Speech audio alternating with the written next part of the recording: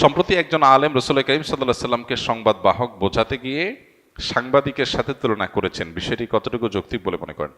প্রথম কথা হলো যে নবী করিম সাল্লাল্লাহু আলাইহি সাল্লামের শানে, আল্লাহর শানে, দ্বীনের এ জাতীয় কোর ইস্যুগুলোতে কথা বলতে আমাদের অনেক ভেবেচিন্তে কথা বলতে হবে, অনেক দায়িত্বশীলতার পরিচয় দিতে হবে।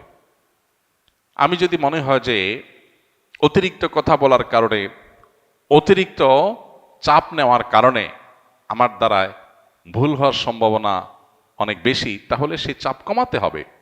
কারণ বিষয়টা অনেক স্পর্শকাতর। নবী করিম সাল্লাল্লাহু আলাইহি সাল্লামকে সাংবাদিক এটা কোনোভাবে বলা যায় না। তিনি সংবাদ ওহির বাহক ছিলেন, ওহির বার্তা পৌঁছে দিয়েছেন আমাদের কাছে। তিনি রাসূলুন আমিন, তিনি নবী আল উম্মি। তাকে আল্লাহ তাআলা যে সমস্ত উপাধিতে ভূষিত করেছেন, আমরা সেই উপাধিগুলো তাকে দেব।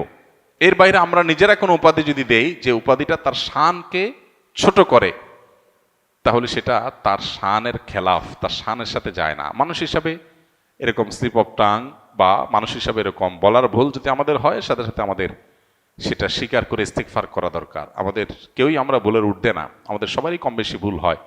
ভুল হলে সেটা কারেকশন করা উচিত এবং ভুলের রেশিও কমিয়ে আনার জন্য আমাদের খুবই দায়িত্বশীলতা এবং খুবই সচেতনতার সাথে দাওয়া পেশ করা উচিত। আল্লাহ আমাদেরকে তৌফিক দান করুন। প্রচলিত অর্থে যারা সাংবাদিক, তাদের একটা ডেফিনিশন আছে। নবী সাল্লাল্লাহু আলাইহি সাল্লামকে এই শব্দ দ্বারা যদি ভূষিত করা হয়, তাহলে নবী করিম সাল্লাল্লাহু আলাইহি সাল্লামকে এই ছাঁচে ফেলা হয় এবং একজন সাংবাদিকের মতো করে তাকে মানুষ কল্পনা করবে, ভাববে, যেটা তার শানের খেলাফ, যেটা তার শানে যায় না।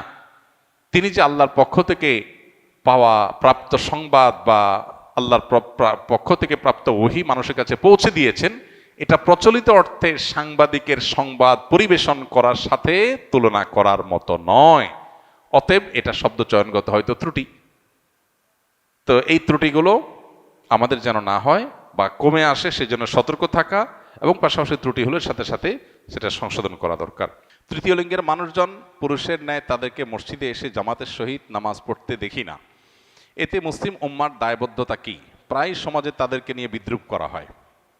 প্রথম কথা হলো, আপনি যাদেরকে তৃতীয় লিঙ্গ বলছেন, তারা আসলে কি তৃতীয় লিঙ্গ, নাকি সবগুলো সমকামী, অথবা তাদের অনেকে সমকামী? এটা আগে নিশ্চিত করা দরকার। কিছু মানুষ আছে যারা আসলেই আল্লাহ তাআলা তাদেরকে সৃষ্টি করেছেন এমনভাবে যে তাদের নারী বা পুরুষ হওয়ার দিকটা পরিষ্কার না। তিনি পুরুষ হওয়ার পাশাপাশি তার মধ্যে নারীত্বের কোনো সিমটম বা আলামত আছে, অথবা তার বডির স্ট্রাকচারে নারী হওয়ার পাশাপাশি পুরুষের কিছু আলামত আছে, হতে পারে, যাদেরকে আমরা হিজড়া বলি। এই হিজড়া বা তৃতীয় লিঙ্গ, এই মানুষগুলো যদি ফিজিক্যাল টেস্টের মাধ্যমে, মেডিকেল টেস্টের মাধ্যমে তারা যদি তৃতীয় লিঙ্গ বা হিজড়া প্রমাণিত হয়, তাহলে শরিয়ার নীতিমালার আলোকে তাদের ফ্যাসিলিটিস তাদেরকে দিতে হবে।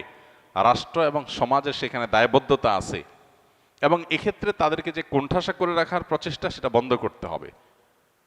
এতে কোনো সন্দেহ নাই। একজন মানুষ, তিনি গায়ে গোত্রে পুরুষ, হয়তো নারীত্বের কোনো আলামত তার মধ্যে আছে, তাহলে পুরুষের সমস্ত ফ্যাসিলিটিস তিনি পাবেন। মসজিদে আসবেন, পুরুষের সাথে নামাজ পড়বেন এবং ট্রিটমেন্ট করে যদি পরিপূর্ণভাবে তার নারীত্বের যে ইস্যুগুলো আছে সেগুলো রিমুভ করে তাকে স্বাভাবিক পুরুষে পরিণত করা যায়, শরীর সেটাকে অ্যালাউ করে। কিন্তু প্রশ্ন হলো, আমাদের সমাজে যাদেরকে আমরা হিজড়া বা তৃতীয় লিঙ্গে বলছি, এদের উল্লেখযোগ্য সংখ্যক মানুষ মূলত হিজড়া বা তৃতীয় লিঙ্গের ভান করেছে। মূলত তাদের মধ্যে অনেক সমকামীরা লুকিয়ে আছে, যেটা আমাদের প্রচলিত আইনে দণ্ডনীয় অপরাধ। হিজড়া সাজলে সেটা সহজ হয়। এর আগে আপনারা পত্রপত্রিকা দেখেছেন, বিভিন্নভাবে উদ্যোগ নেওয়া হয়েছে তাদেরকে চাকরি দেওয়ার জন্য। পরবর্তীতে যখন মেডিকেল টেস্ট করা হলো, দেখা গেল একটাও হিজড়া না। এরকম অনেকগুলো ঘটনা ঘটেছে এবং পত্রপত্রিকায় এসেছে। আমি সবাইকে বলছি না, অনেকে আছেন যারা হিজড়া, কিন্তু অনেককে ধরে ধরে হিজড়া বানানো হচ্ছে, অনেকে হিজড়া সাজতেছে। মেয়েদের মধ্যে ঢুকার জন্য হিজড়া সাজতেছে পুরুষ হয়ে, আবার ছেলে হয়ে মেয়েদের মধ্যে ঢুকার জন্য তিনি মহিলা হিজড়া, মহিলা টাইপের হিজড়া সাজতেছেন। তো এই জিনিসগুলো নতুন না, এই জিনিসগুলো অনেক পুরাতন। মেডিকেল টেস্টের এই সিস্টেমটা তুলে দেওয়ার জন্য সরকারের একটা অথরিটি আরেকটা অথরিটিকে চিঠি দিয়েছে এবং চেষ্টা করেছে। এটাও এদেশে ঘটেছে, দুর্ভাগ্যজনক। মেডিকেল টেস্টের মাধ্যমে তারা নিজেদেরকে হিজড়া প্রমাণ করার পর তাদের অধিকারগুলো দিতে সমস্যা কোথায়? কিন্তু না, মেডিকেল টেস্ট করতে দিবে না, কারণ মেডিকেল টেস্ট করলে গোমর ধরা পড়ে যাবে যে সমকামীরা এই লেবাস ধারণ করে অনেক সময় তাদের সমকামিতাকে প্রতিষ্ঠিত করছে, চালাচ্ছে। ঠিক একইভাবে যে সমস্ত মানুষগুলো সমাজে আজকে নিগৃহীত, তারা জুলুমের শিকার, তাদেরকে সমাজ কোনোভাবে অন করছে না, সেই মানুষগুলোর অধিকার আদায় করা দরকার। সেটা নিয়ে আমাদের সোচ্চার হতে হবে, কিন্তু অবশ্যই মেডিকেল টেস্টের মাধ্যমে। আমার ছেলে দীর্ঘদিন থেকে নেশায় আসক্ত, সিগারেট ও গাঁজা সেবন করে। বহু চেষ্টা করেও তাকে নেশা থেকে ফিরিয়ে আনা সম্ভব হচ্ছে না।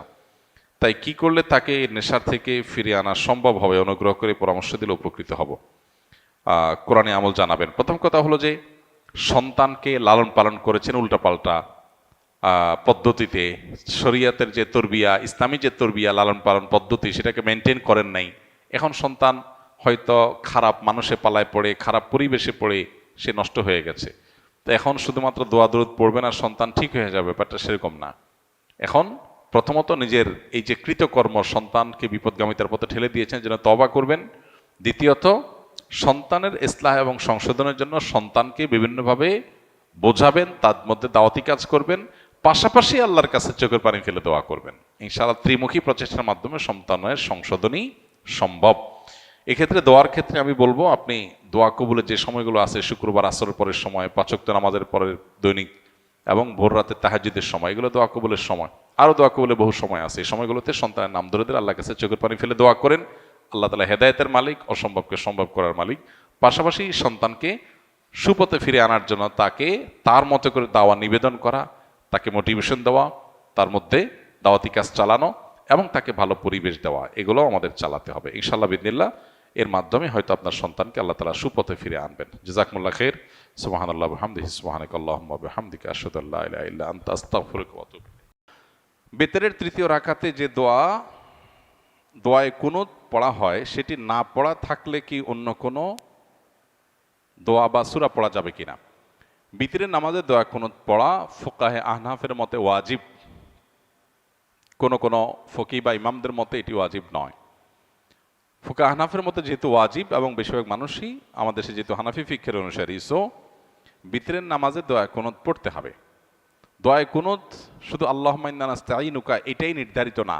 নবী করিম সাল্লাল্লাহু আলাইহি সাল্লামের হাদিসে আরও একাধিক দোয়া বিতরে কুনুত হিসেবে পাঠ করাটা সুসাব্যস্ত।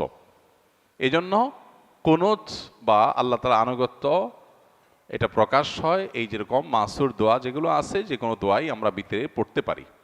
যদি কারো সেটা জানা না থাকে, কোনো দোয়া এখানে পড়ার মতো তার মুখস্থ নাই, তাহলে সে দোয়ায়ে কুনুত শেখার আগ পর্যন্ত মুখস্থ করতে থাকবে। ওইটা মুখস্থ করে পুরোপুরি শেষ করার আগ পর্যন্ত এই সময়ের ভিতরে সে সূরা ইখলাস পড়লো, কোরআন কারীমের সূরা পড়ে সে নামাজ পড়লো, সেটাও হয়ে যাবে। কিন্তু তাকে নিয়মিতভাবে দোয়ায়ে কুনুত পড়তে হবে।